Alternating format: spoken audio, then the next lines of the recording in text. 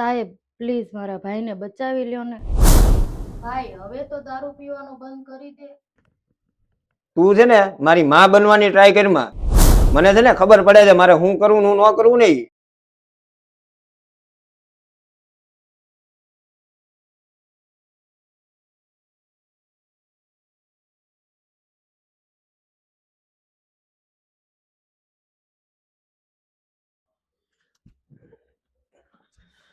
બેન બેન મને બહુ પેટમાં દુખે છે.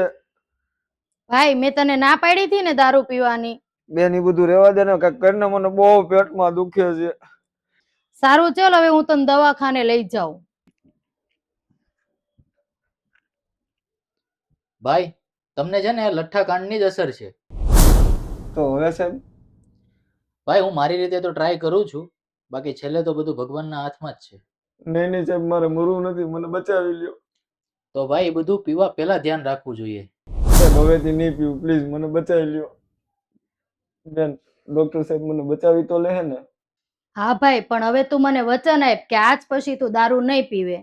હા બેન તારા હાથ પછી હું કોઈ દી દારૂ નહીં પીવું, મને બચાવી લ્યો. જો ભાઈ દવા આપી દીધી છે, 2 કલાકમાં જો રાહત થશે ને તો તમને રજા આપી દેવામાં આવશે.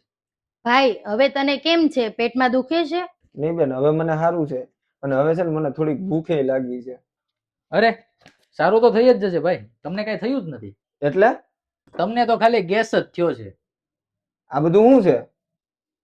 ડોક્ટર સાહેબ પ્લીઝ મારા ભાઈને દારૂ છોડાવી દો ને, એ બહુ દારૂ પીવે છે અને આ દુનિયામાં મારા ભાઈ સિવાય મારી પાસે કોઈ નથી. તમે ટેન્શન ના લો, હું જોઈ લઈશ.